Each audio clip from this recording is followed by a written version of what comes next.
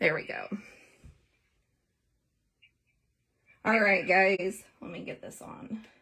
Hi, sorry about that. I had to do a little adjusting. Hi, good morning. Welcome to World Card Making Day. This is Tara. I'm with Tara Beth Stamps. I'm an independent Stampin' Up! Demonstrator here in mid-Missouri, and I thank you for joining me today. Oh, good. We've got quite a few people popping on. I'm excited for the day. I was up early, as well as a lot of you watching Amy's video and Terry Lynn prior to this one, so I appreciate you tuning in to watch my card. Just to give you a little bit about myself, I have been with Amy's team for about 5 years. It was the best decision I ever made. So if you're on the cusp of joining, hey, you're at the right place. So today on World Card Making Day, you're going to see a lot of cards with the Cottage Wreath because that's what Stampin' Up! Is using this afternoon. So I definitely joined in. I probably would have used the Cottage Rose, but right now it's unavailable, so I kind of held off on that. I'll be honest with you, the Cottage Wreath has been a little intimidating to me. So I finally drug it out and gave it a whirl this week. I think I've made one card with it for the last 3 or 4 months, but I did this one today and I really liked it, so I hope you do as well. If you tune in on my Sunday night lives, you'll notice that I do a lot of fun folds, and that's what I did today. So this is like a double Z fun fold, and this is what it looks like. So you're going to open it up and just fold it. I use several different Stampin' Up! Products today. So, oh, there's the envelope. So I'm going to show you this. This should be live on my blog tomorrow. So I'll post that on here so you can get all the dimensions. Don't worry about joining in or trying to write it down. I'm going to have it all available to you.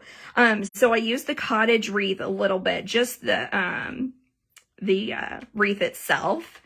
I brought that in Christmas to remember because this is a perfect Christmas sentiment stamp. If you don't have this one, this is, and you want to make Christmas cards, this is the go-to sentiment stamp. I also used Merriest Moments just for kind of the foliage on the side and the splatters. Thank you, everybody, for joining in. I do appreciate it. I may not comment and thank you, but thank you so much. I'm going to use just the bow, the detailed bow. I think you saw that on Amy's card and on Terry Lynn's card, probably tons of cards today. So this is an awesome little set. And then I used my go-to shapes dies. If you don't have this set, this is the one you want to grab. I used the largest of the rectangles, and I have all of that cut out. So I'm going to set this aside and we're going to get started. The first thing we're going to do is I'm going to score for you. So I have 2 different pieces of cardstock. I have a 4 1/4 by 11 sheet of Evening Evergreen. Yes, Donna, it is my favorite as well. All right, and we are going to score, and I like to use the smaller score side when I'm doing this, and that stylus comes with your Simply Score tool. So we're going to score at 2 3/4, and we're going to score at 5 1/2. And so this is going to be our card base. Okay, I'm going to set that aside. And then on this one, this is a 3 by 9 sheet of Cherry Cobbler. And I'm going to score that at 6 or 3, and then again at 6. So we're going to do those multiples of 3. And then I'm going to set these aside and get them out of the way. I'm going to go ahead and do all of my stamping right now so we can let that ink kind of dry. These darker colors sometimes take a little bit to dry. So I like to get that out of the way. So the first thing I'm going to do is do a little bit of Cherry Cobbler. On my sample, I did basic white. I got halfway through and I decided that I wanted to do Very Vanilla. So these are going to be on Very Vanilla. And I have just a paper pumpkin block here that I'm using. And I've got some Cherry Cobbler, and I just re-inked this, so I hope it comes out well. All right. So I'm going to line that up. And because this is a cling stamp and I can't see through, I'm going to go ahead and stamp it and make sure that I've got my stamp lined up. So I'm really going to do this right in the middle.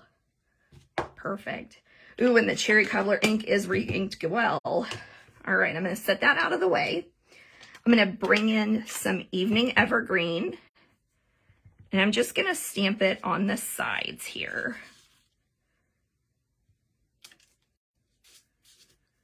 Just to give it a little bit more. Okay. And then I'm going to go ahead and get my envelope in here and do it all at the same time. So I'm going to do a little more stamping on this one with that Evening Evergreen and just kind of layer up those pine boughs.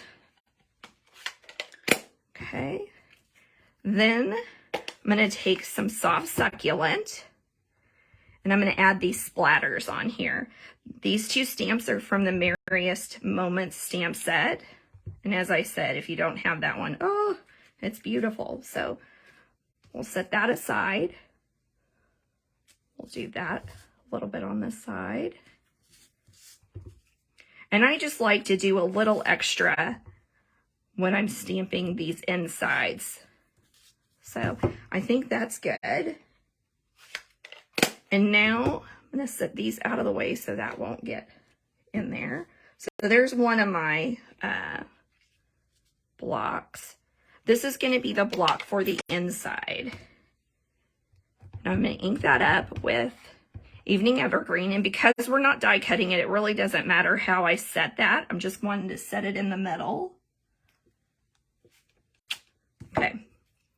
And because this is a distinctive stamp, you can tell that even though we didn't ink, add some blending with the different colors, it does come out with those two colors, which makes it a little nicer. I love distinctive stamps. Okay, let's see here. So you'll notice on the original, we've got the red holly berries, and I didn't use embellishments. I'm going to show you what I did to that later, but we'll do that at the very last step because it's going to take some drying time. So I'm going to set these to the side and we're going to do one more prep. Okay, so I'm sharing a lot of my favorite tools with Stampin' Up. So my next favorite tool is my mini Cut and Emboss. I love this because I like to go to crops and do things, and this is perfect to have on your desk. So it's right here where you want to do it. And so I do a lot of die cutting with this. Most of our dies do fit with this mini Cut and Emboss. But today I'm going to do embossing. So when you get your mini Cut and Emboss, you get 5 different plates. So you get 2 of the clear plates and your white plate. This is what you use to die cut. But today we're going to use the light gray and the dark gray. And this is what I'm going to use for my 4-inch embossing folder. So the wintry 3D dies are small enough they fit in your small die cut machine. So I'm going to sandwich that up. And I'm going to apologize because it's going to make you feel wonky because this is probably going to make my table shake. I'm going to try to do it as gently as possible so that camera is not shaking off the... All right, snap it away, set it away, and it's good for the next turn. So as I pull this out, you'll notice how beautifully embossed that is with that 3D embossing folder. So that was the perfect size. So this is 2 1/4, no, 2 1/2. 2 1/2 by 4. All right, so now I think we have all of our bases and insides ready. So all we have to do now is assemble and embellish. So here is my scored card base. Uh-oh, the dogs are outside and they're barking. It's beautiful here in mid-Missouri. The sun is shining. It's nice and cool. Okay, so we're going to fold this back. And so this is a great card base for any Z fold. You can just add a panel here. There's lots of different things you can do with this particular fold. Okay, so now on the 9 by 3 inch, The embossing folder was the wintry pair. So it comes with the pine boughs, and it also comes with the snowflakes. So it is a perfect Christmas one. I missed the pine one as well. Yes. All right, so we're going to fold this in an accordion fold, and I'm going to give it a really good burnish there. And I'm going to fold that one back with another good burnish. So there's the card base. So we have those created. Now we're just going to do adhering.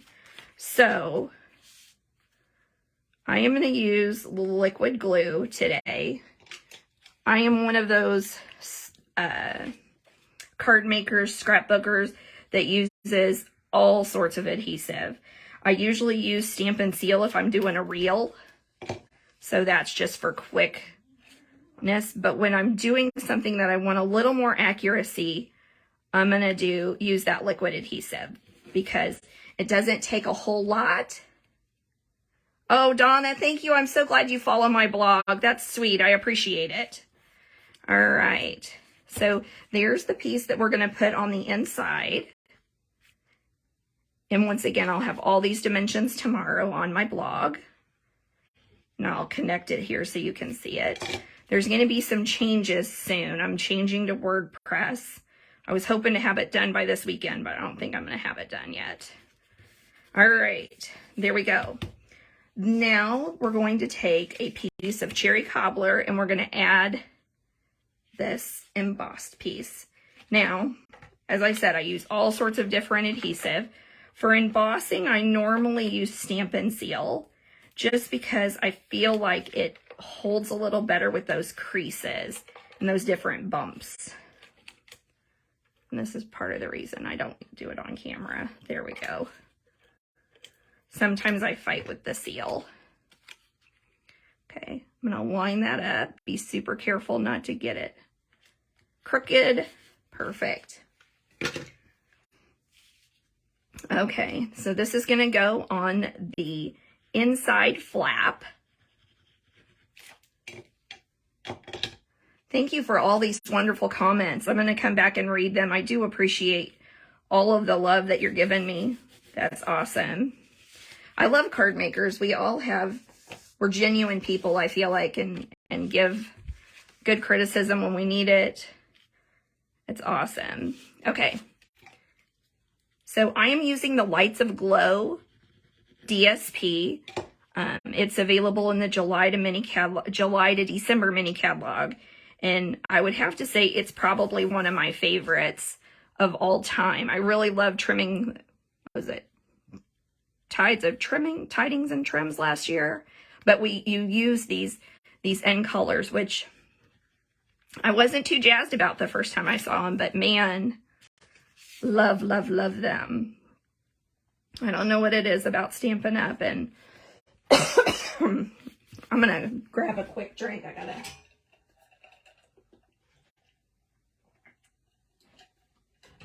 got a frog coming through my throat here.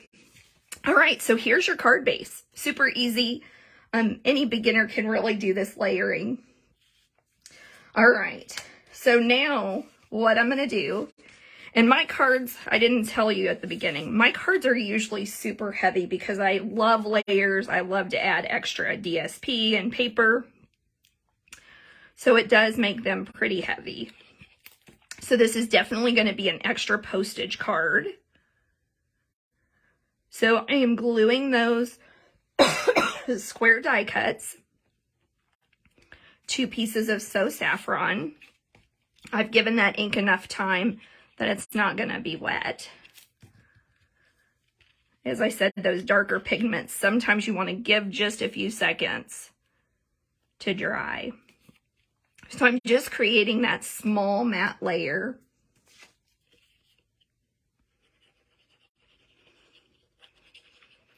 Okay.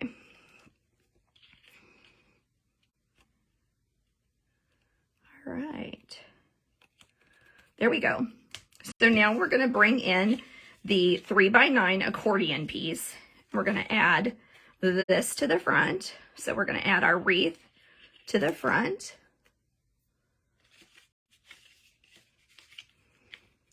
These are some lovely colors, you guys. I noticed all those comments about colors. All right. This is going to be that inside sentiment.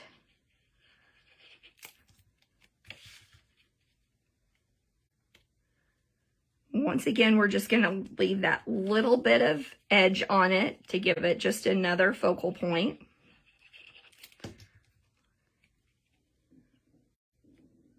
Uh-oh, my stomach's growling. It's time for a snack. All right. Now, we're going to go ahead and put this together. And what I'm going to do is I'm going to bring the seal back in. So what I'm doing is I'm going to open the flap and put it here, and then sandwich that middle piece here. And what I want to do is add just a little bit of seal. And so this is where you have to make sure that you've got it all lined up, because the seal is not nearly as forgiving as the liquid adhesive. And you'll notice I only did just a little bit on the sides, because what I'm going to do is I'm going to line this up. And so I'm going to use my grid paper. And if you'll notice, I use this kind of striped paper on the bottom. And that's kind of to give me a little bit of a guide to make sure that I'm getting it pretty centered and aligned well. Okay, there goes. There goes nothing. Okay, now what I'm going to do is I'm going to add that same amount of seal on the back side. And I'm using seal. You can use tear and tape. You can use liquid adhesive. It's just not going to be as forgiving, or it's not going to be as strong that first time. And then I'm just going to fold it. And here we go. So that's a beautiful card to set on a mantle for that family member that you're going to send it to, or a friend that's going to love it. So now I've done a little bit of cutting ahead of time on these two items. So this is that famous bow from the Cottage dies that I have. And I'm going to take just a little bit. And actually, hold on a second. I'm going to use black dimensionals on this just because that's so dark. I think that's what I did on the original. I'm going to cut that dimensional in half. And then I'm going to cut it in half again. So with the blacks, you do get many dimensionals, and that would probably have been best for this card, for this bow. I'm going to set that there. That way we won't see any of it creeping out of the side. Okay, I'm going to flip that over, and there's a little bit there, but I don't think we'll be able to see it. I'm going to set that bow right there. This is stamped from the Christmas to Remember. I'm going to cut another dimensional in half. So I use the black dimensionals a lot when I'm doing dark stuff, because that white has a tendency to pop out and peekaboo. Yes, there is so much you can do with this wreath die. You are right about that. All right, let's see. There we go. Okay, so that was stamped in cherry cobbler.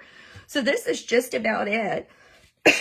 I'm going to go ahead and finish my envelope off, and then we're going to do that one last step for the wreath. I take liquid adhesive, and we've already stamped on the front. And I love to make sure that I'm sending out a beautiful envelope so that whoever is getting this card in the mail or in their package knows that I took the time and love to create that, and so they can enjoy it from the outside in. All right, I'm going to take my paper snips and just do a little quick trimming. So the nice thing is you can do this on the outside of all of our envelopes. So you're just going to measure a piece of 6 by 2 1/4, and that's the perfect size for cutting and getting the most out of your paper. All right, so there we go. There's what our card or our envelope is going to look like. Now, the very last thing that I'm going to do to this card is I am going to use some of these pearlized enamel effects basics. So these are available in the July to June or July to December mini catalog. And so I'm basically going to set little bits of berries, usually see them in 3. And I'm just going to do that in a couple of spots. You want to do this step last because it does take a little while for it to dry. Let's see here. So there's 14. So I'm going to do one more set, pretty close here. All right. So I'm going to let that dry and it'll be done. Thank you so much for joining me today. Please be sure to check all of the cards out today. I hope you enjoyed it. I've enjoyed being here. I'll have everything up on my blog tomorrow. That's where I'm headed now. And we've got another one coming up just in 40 minutes. So go grab another drink and grab a snack. If it's lunchtime, grab lunch. And have a great day. Thanks for sharing.